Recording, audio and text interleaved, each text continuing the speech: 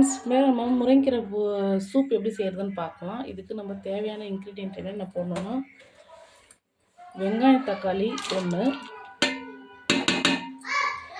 அப்புறம் பூண்டு தேவையான அளவு,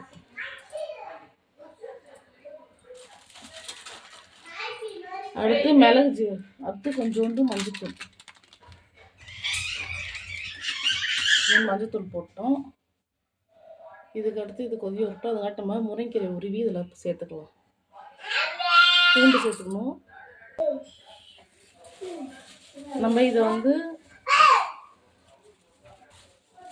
குக்கர்லேயும் 2 விசில் விட்டுக்கலாம். இப்போ வெங்காயம் தக்காளி பூண்டு நான் கொஞ்சம் முருங்கைக்கீரையோட அந்த ஈரெல்லாம் கொஞ்சம் போட்டிருக்கேன், அந்த காம்புலாம் கொஞ்சம். ஸோ முருங்கைக்கீரை சேர்த்துக்கணும். அடுத்தடுத்து மிளகு ஜீரகம் கொஞ்சம் நீங்கள் அப்படியே போடுறதாங்க போடலாம். நான் நுணுக்கி வச்சுருக்கேன், அதை அப்படியே சேர்த்துக்கிறேன். இதில்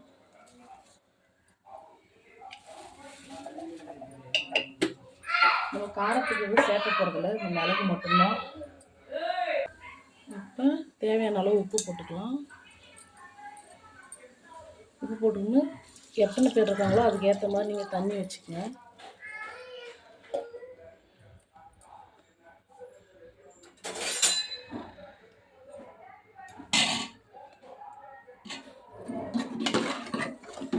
அப்படி கலக்கி விட்டுக்க, அவ்வளோதான். ஸோ நம்ம முருங்கைக்கீரைக்கு இதெல்லாம் நல்லா கொதி வரட்டும்.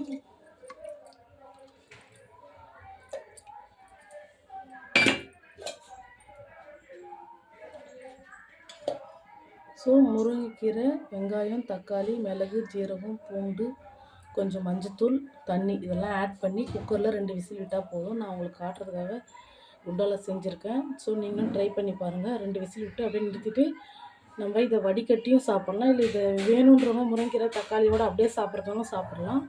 இல்லை அதோட சூப் மட்டும் வேணும் அப்படின்றவங்க அதை வெறும் வடிகட்டியில் வெறும் சூப் மாதிரி அதை குடித்தாலும் சரி. ஸோ இதுதாங்க முருங்கைக்கீரை சூப்.